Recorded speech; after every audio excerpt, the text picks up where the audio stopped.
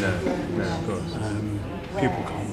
If you say, well, that the cost that you're going to save by turning off those lights in those classrooms in this particular wing will be X amount a week over the course of the year. That's a school trip, or that's a new software package, or that's teaching assistants. Okay, so recognising and the seed video, the Cycling to Seed video demonstrated this, that participation is a process and a journey, and it's not just about individual activities that are happening in isolation. The idea is it's an ongoing cycle of mutual exploration and discovery. So it's an ongoing process, and if we're talking about embedding participation in the culture of organisations, then you would want to see all of this happening. So thinking about where you are and where you wanted to be, what were the kind of barriers and issues that you were beginning to identify in either undertaking individual aspects or moving across this model? What were some of the barriers that you were... One of the things for us was teacher confidence. To let go. Let the power go. Yeah.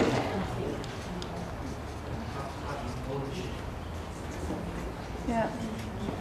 What else? Time. Very government-dominated curriculum. That came out in the video as well, didn't it? Where they were talking about it being... And also, I think, it, particularly in areas of when you're teaching in a socially deprived area, that there is even more pressure to sort of up the levels and just teach to target.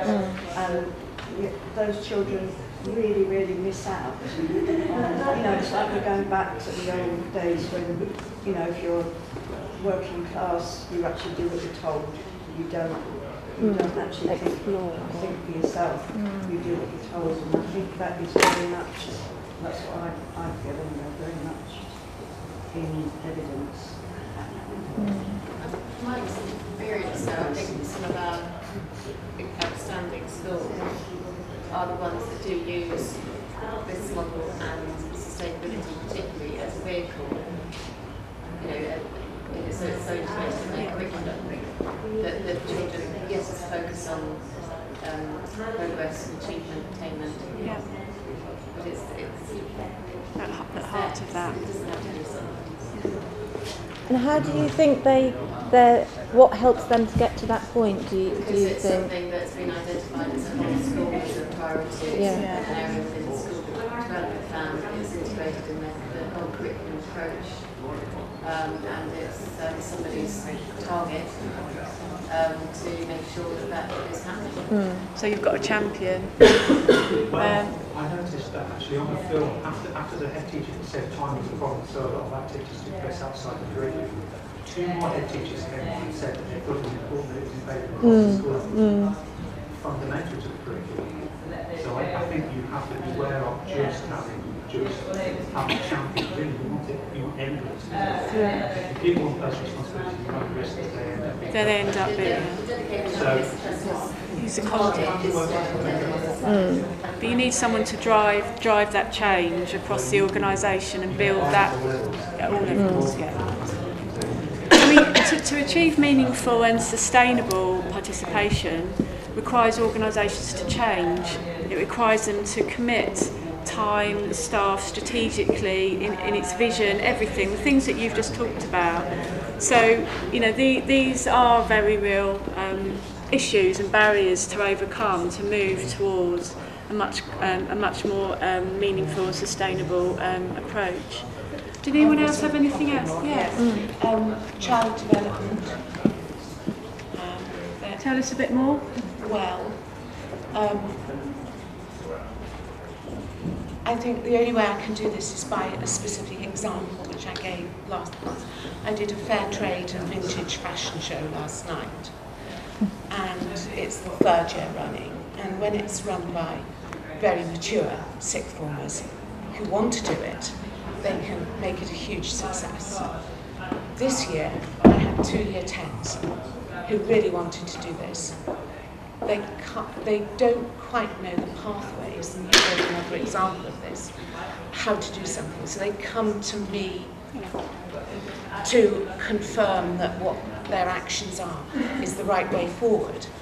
Yet a sixth form will just come and say, right, we'll do this, and do it. And they're not old enough. And another thing to add to that, that's I think linked with it, is when should you, if you're looking at the entirely youth initiated and directed, you've got to be able to take failure on board. Now, if I'd stepped out, that would have failed. Yeah. It was a huge event.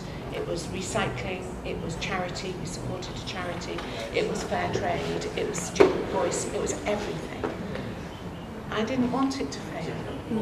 I think that's particularly the case with sustainability projects as well. Yes. And maybe the case with others too. But sustainability is an area where you need a certain amount of knowledge base to be able to work on. So we're talking about older students. Yes. With primary school kids, year 7, year 8, year 9, at what point do they start to understand the bigger issues that sustainability encompasses? Really, maybe in primary school, maybe in Key Stage 3 as well, you need quite a lot of adult involvement because they actually understand the bigger issues better than the kids do. With all due respect, I know some fantastic kids who run these projects themselves, but it still takes some adult input, doesn't it? Potentially. What you're describing is, reflects some of the idea of a cycle of participation is that it won't always be, there will be learning because of the success and the failures. The trick is to make it as safe as a process as possible and comfortable process for children and adults so that learning can be absorbed, and if there is a failure, it doesn't knock you off track, but is opportunity to reflect and learn. And I think what you're picking up is absolutely right, that we shouldn't assume all young people want to participate in a very active way. They have to be ready for it and in the mood for it as well, and we shouldn't assume that it's something that all young people want to do. And there is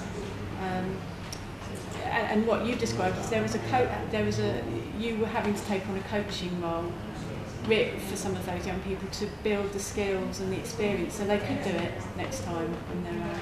And it's having the time, isn't it, to factor that. There's another issue as well that affects probably all schools at different levels, and that's that when you lose your students, and then I don't know, are you still in school? College, they're going to lose you. I lose my sixth formers, and so you might not be working with the same group of students next time, so they can't always learn and move on and do it again. Is that why we're talking about embedding a culture of participation? Yeah. So that's It doesn't matter, does it? Well, not so much. Because your sixth formers, when you say sixth formers could run it, and I agree, but how do the sixth formers get to the point where they can run it?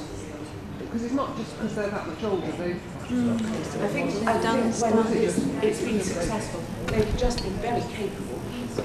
The first year, the 2 students that did it, sort of 5 A stars, that type at A level. The second year, we had a team. That was really interesting. We had a team of 5 who just worked really well together. And there's a bit of a luck of the draw in this. A culture of participation, that piece of research highlighted a number of practical steps that people and organisations can take to begin to move to a much more sustainable and meaningful involvement of children and young people. So we'd like to share those with you and give you the chance to look at some of those and think about for yourself what would be, out of those things, what would be easy to do, what would you be able to go back today and do and to kick off, what would you need to make sure that other steps started to take place. So Rachel's given you a set of cards. They're not exhaustive, but they give you a flavour of some of the very practical steps that need to happen. You know, when you started to look at the different steps that have been outlined, you know, what did you think perhaps straight away or relatively soon was easy? What things did you think would take time? And what are the types of things you thought might need to happen to get change underway? There were some interesting discussions going on. There was some touching on senior management support and how important that was, but how do you get that? What do you need to do to maintain it? But what did people think? And go straight to getting the change underway. So I've lost my glasses 3 months ago. I've got to get some more. Don't ask me to read number plate at 20 metres. I won't drive, I promise. Change underway. I think it's not what we've said here, because there's other people. We've got a teacher, we've got local authority, we've got a PhD student, and sort of private organisations. So a really good sort of mix. And it was not just senior management level or buy-in.